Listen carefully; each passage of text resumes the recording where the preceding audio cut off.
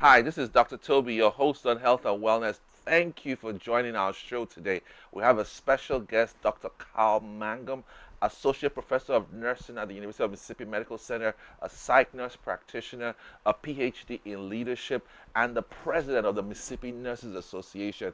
He's a man of many parts. He's a father, he's a grandfather, he's a husband of nearly 40 years. He was left by his father who died early at the age of 13 and started with a single mom, raised him, and went from being a manager at a McDonald's to being a professor at a medical school, and today the president of the Mississippi Nurses Association. We have a fabulous man, but he's not just a man of fortune, he's a man of faith and family. He raised three sons. Two have served in the military, and all three are married to nurses, and he's done well in his family, in his faith, and his fortune. He's the head of his church deacon board. You would love to hear him. Get ready. Jesus is Lord.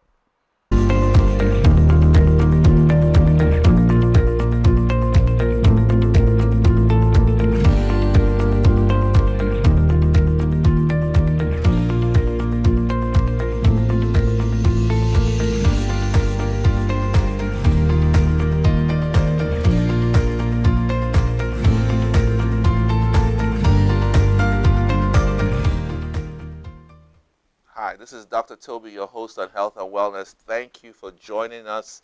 Don't touch that dial. We have a great show with Dr. Carl Mangum. Dr. Carl Mangum is the president of the Mississippi Nurses Association, holds a PhD in leadership, and he's a psych nurse practitioner. He's going to be sharing with us the values that have held him and brought him to the fore that he's at, the values of faith, of family, and the future of this great country.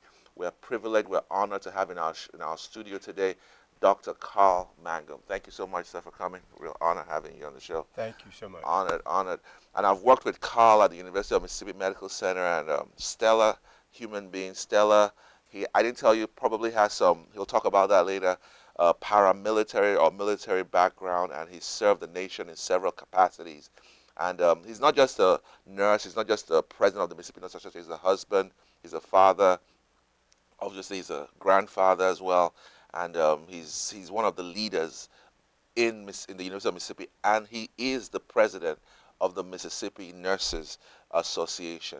One of the things I wanted to talk about with Carl today was the surge in depression and anxiety. The statistics say that our youth between 15 and 18, there's been 100% surge, at least in the state of Mississippi, in suicide rates in the people between 11 and 15, that COVID has exacerbated it.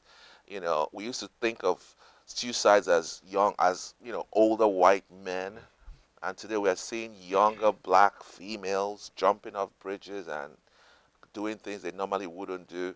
So I wanted to bring him in here to challenge us and teach us how we can better cater to this unique development that is probably a post-COVID complication. So just wanted to bring that up, and then we'll talk a little bit about other things. But help us understand what's going on post-COVID in our world today in the area of mental health. Well, you're exactly right. With the suicide rates are increasing, but we actually noticed it with adolescents. The rate was increasing before COVID, Oh, wow. and a lot of that's been attributed to the internet and social media. And with kids these days and all the stuff, they're assessing the internet and social media at younger ages. And there's not a lot of oversight by parents or by adults with that social media. And the things that go on there, and they have access to, you name it, they have access to it. But the bullying is kind of the code word or the catchword that goes with that. And the bullying that goes on the internet, on those social media sites, is very disturbing. And a lot of that leads to a lot of that anxiety, depression, and then ultimately suicide with many of our young people. And then COVID came along and made it that much worse due to the isolation, with them not being able to physically be with their peers and receive a lot of that peer-to-peer contact that they were getting when they were at school or when they were out playing with friends or being with friends. They lost that during COVID. And then the internet was still there. And Right. so it just kind of doubled down with the bullying and stuff that was going on during So that time. now you and I have been doing telehealth for the last 2 years.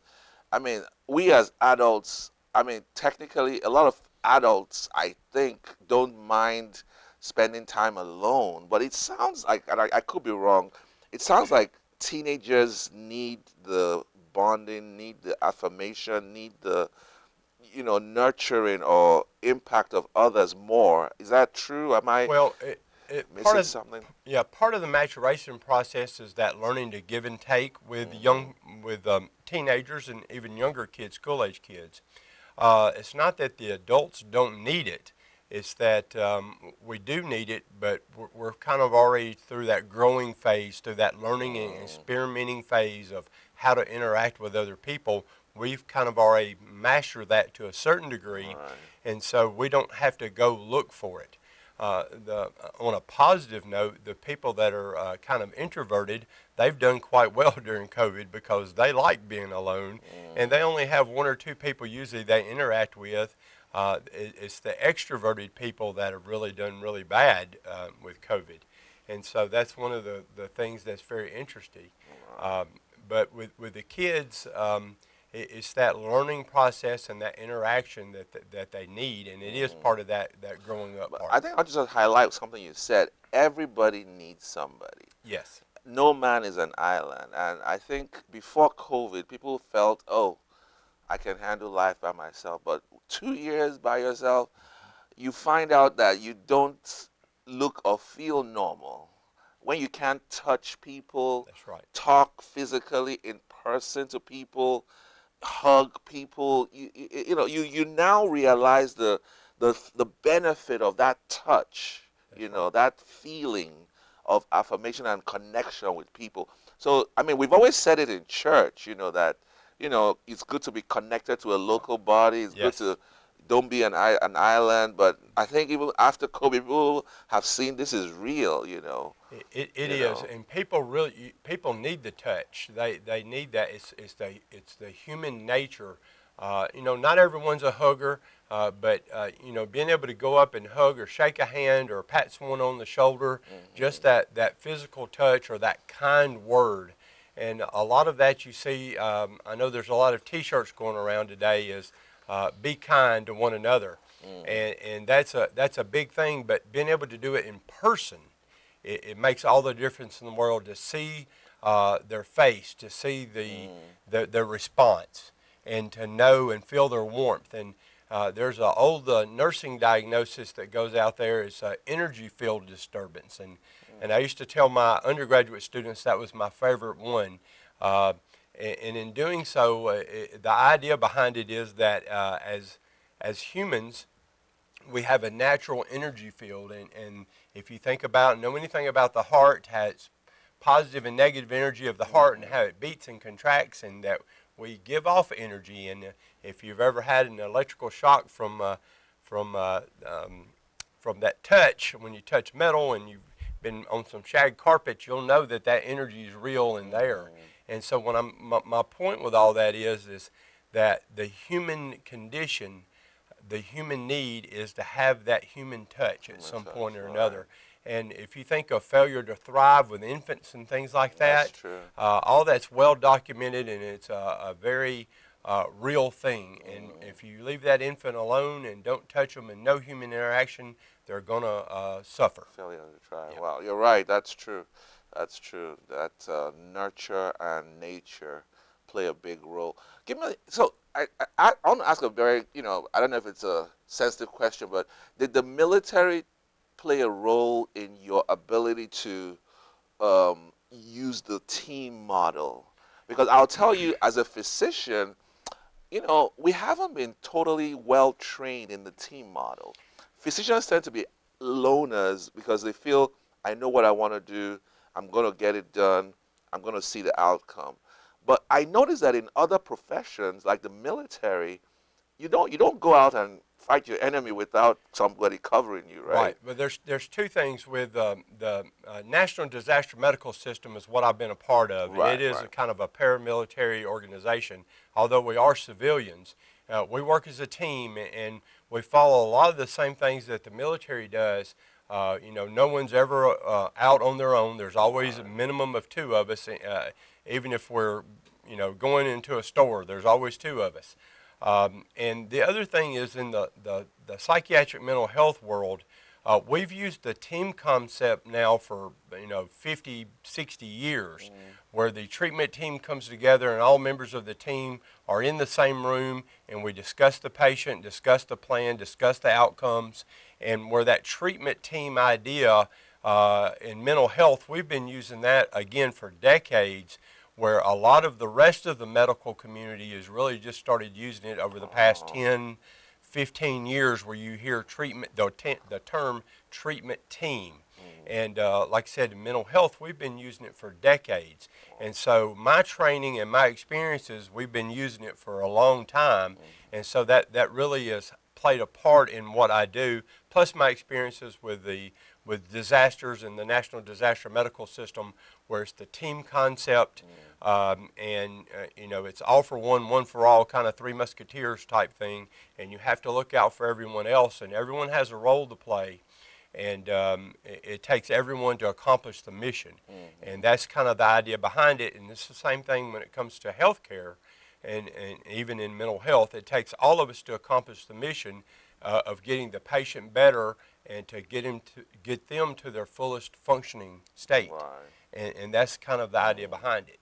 Recently, I know you still do, or you used to work in the school system. We've had a couple of suicides in our school system in the local Jackson area. My question to you is, what are the signs and symptoms if you go to a school and you see a child? What would you look out for that makes you worry about a potential suicidal ideation?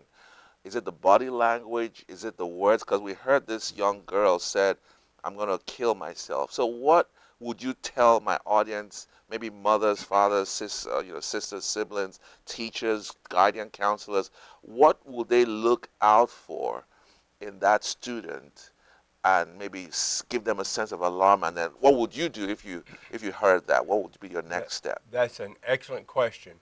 One of the things, or many things I would tell you, first of all, do not be afraid to ask, have you thought about hurting yourself? Have you thought about killing yourself? Have you thought about suicide? It is okay to ask that question. Many times we'll get feedback from people saying, oh, well, I don't want to give them the idea. I don't want to plant that idea in their head. You're not. Trust me, if they're considering suicide, they've already thought about it. You are not planting the seed. It's been many, many documented cases and research where people have said, if someone had asked me, I would have told them, and they could have intervened. And people that have survived a suicide attempt have said that. The other thing is if their disposition has changed from what their norm is. Now, you have to know your child's normal. I'm not going to know their normal. You're going to know the normal. So if they're changed how they behave, in other words, if they started acting out in different ways than what they normally act out, because we all know kids are going to act out anyway, but it's changed. It's something different. If they've started getting in trouble in school and they normally don't get in trouble in school, if they started swearing where they don't normally swear, if they started giving their things away, their prized possessions, maybe they collect, I don't know, Star Wars stuff or Barbie dolls or whatever the case may be, and they start giving that away. Or they don't attend certain functions that they like to attend. Maybe it's a basketball games or something at church, or maybe they sing in the choir and they don't want to sing anymore. Anything that changes out of their normal routine that they normally enjoy, that's a sign.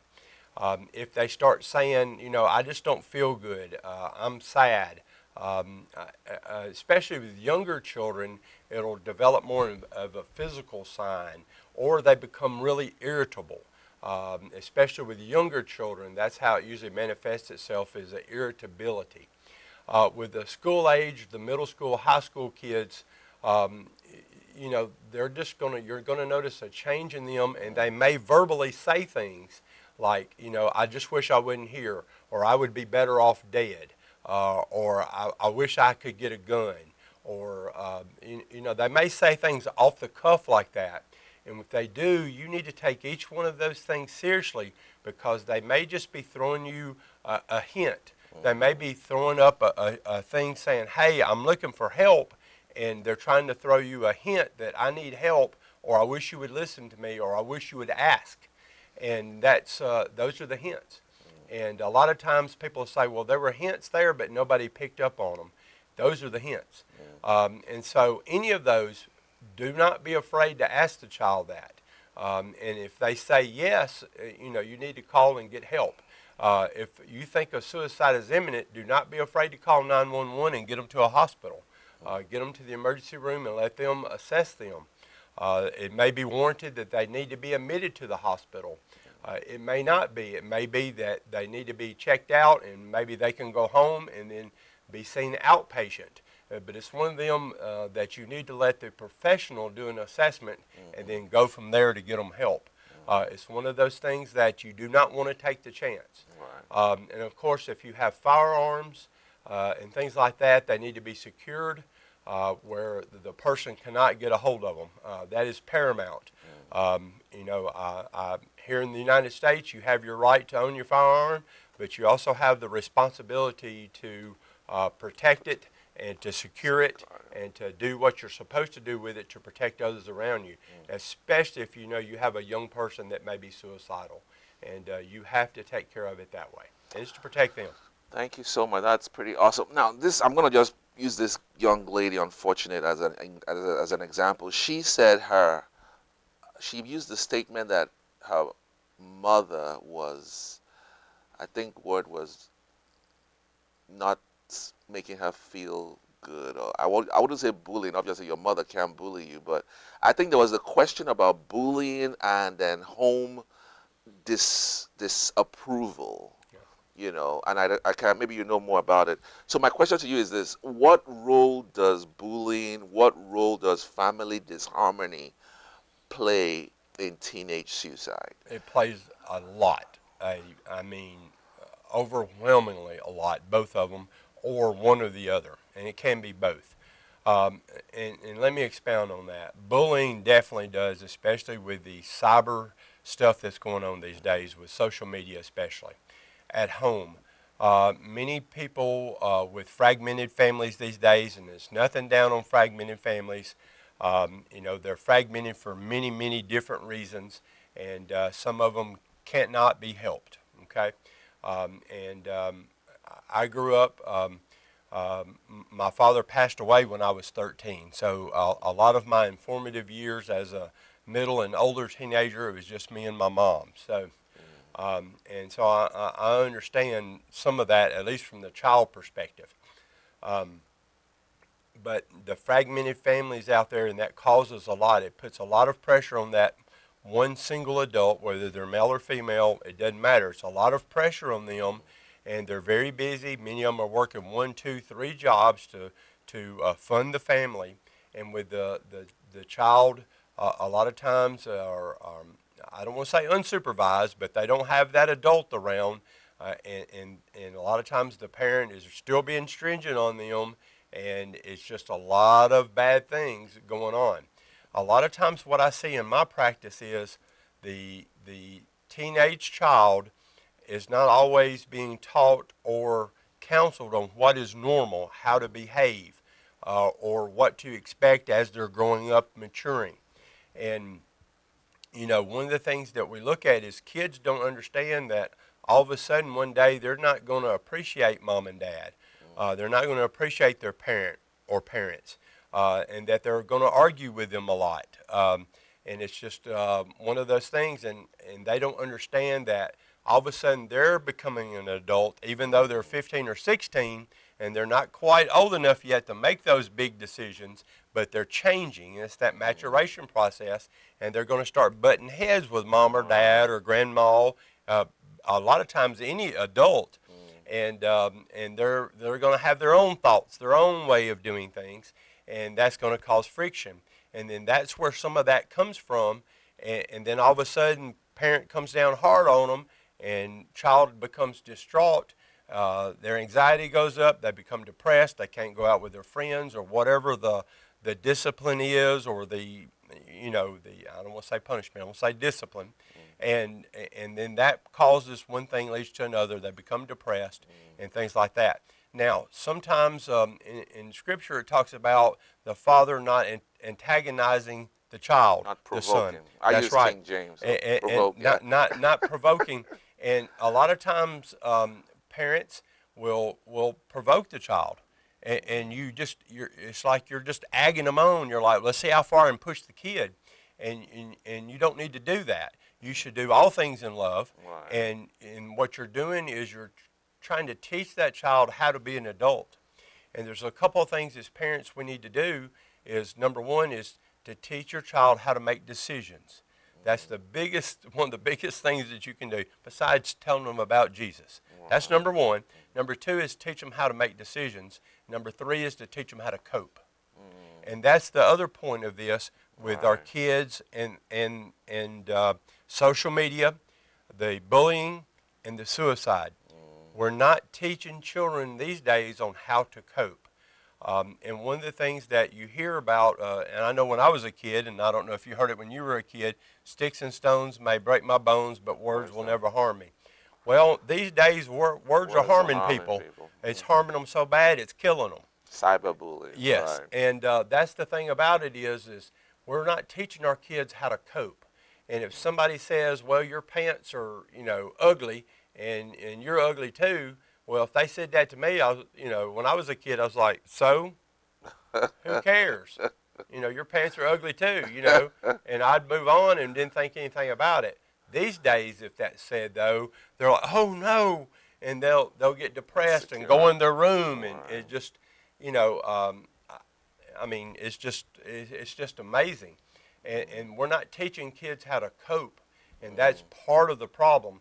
And we have to teach kids how to cope with things, whether it's cyberbullying, Right. whether it's those words about your pants, whether it's not making a 100 on a test, and you made a 99, but kids still get all upset and can't handle it. They made a 99 instead of 100, and you're like, that's close enough. Right. That'll get you in any college Another in the college. country. And it's little things like that we're not doing. So What do you think your role in the Delta has been? I mean, tell us a bit of your experience. The Delta is considered one of the poorest places in the country. So tell us a bit what you do when you go out there for yeah, your school nursing yeah. program. In my practice, I get to go up to Delta. I'm up in the Rolling Fork area, Sharkey and Sequina counties, and that is one of the poorest places in the United States. It is.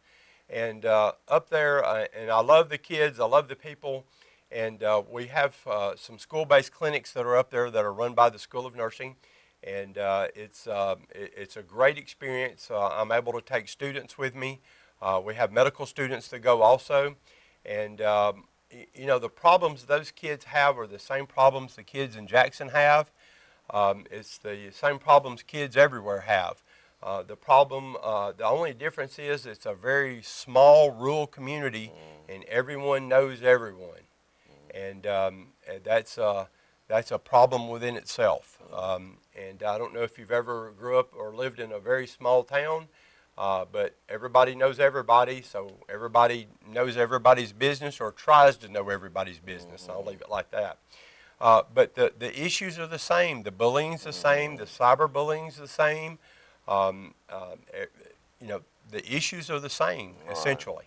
And so the experiences up there, though, have been great. I've faced some of the same things we've talked about here, and it's been a good experience What I've up there. noticed is this stigma with mental health. Families don't want their kids to have that stigma. Yeah. Depression, anxiety, ADHD, you know, they think it will be a lifelong stigma. What do you think? Well, Is that true we've been or fighting the mental health stigma now for 100 years plus. Used to, people would, hide that mentally ill person away in their family, and they would just get tucked away with another family member and live with them. And oh, it's cousin Bob. And I'm sorry if your name's Bob, but cousin Bob would just stay with them, and they would take care of them and just kind of tuck them away. And everybody knew that's where Bob lived, and not to mess with Bob, and everything was fine for the most part. But these days, people have still have that stigma that I don't want that. I don't want anybody to know that I have bipolar disorder, or that I have schizophrenia, or obsessive compulsive disorder. And the stigma's still there. And we really are trying to work hard on putting that through. And one of the ways that I explain it is, well, if you had breast cancer, or you had colon cancer, or you had lung cancer, or you had a heart attack, or you had a stroke, would you hide that? Or would you put it on Facebook and say, hey, I was diagnosed with lung cancer today. I would like some prayer for that. Right. Well, what's wrong with saying, well, hey, I was diagnosed with bipolar 2. I would like some prayer for that. It's a disease of the brain instead of the heart or the lungs or the kidneys or whatever. It's just a disease of the brain. We can treat bipolar with medication and counseling. We can treat schizophrenia with medicine and counseling. We can treat obsessive compulsive disorder with medicine and some counseling. And people can live normal lives. People can go to school, get degrees. People can teach. People can, be doctors. People can be nurses. People can fly airplanes. People can do those things with those diseases. And people can live a satisfactory life with that and be happy. And that's one of the things that's out there. And, there's only a small percentage of people that meet that criteria that the rest of us are scared of. And the ones they make movies about. And that's a very small percentage. The violence. Yeah, the violence and all that. It's a very small percentage of people with mental illness meet that. And the other 99.3% of us, can lead normal lives. The thing is we got to get rid of that stigma so people will go get help. And that's the thing, because if you're afraid of being labeled that, why would you go get help? Or your kids, if you don't want your kids to be labeled. And the thing is as a provider, I don't want to label a kid with a disease either. I want to see what's going on with them. And a lot of times I've had parents bring a child and say, here, fix them. And I'm like, well, we got to figure out if something's wrong with them first. What's the problem? I've diagnosed a kid as a 15-year-old female. All that was wrong with them is that they were a 15-year-old female and they were changing. That's all that was wrong with them. They did not have a mental illness. And puberty mom just didn't understand that they were changing and their body was changing and their communication skills were changing and they were becoming an adult, and mama just wasn't ready for that, I don't think. And that's all that was wrong. Didn't have a mental illness. And so it's one of those things. So we've been talking with Dr. Carl Mangum, psych nurse practitioner, PhD leadership, president, Mississippi Nurses Association, father, husband, grandfather. He'll be back next time to tell us a bit more about his career in nursing and how God brought him to where he is today as the president of the Mississippi Nurses Association. Look forward to you joining us. God bless you. Jesus is Lord. Amen.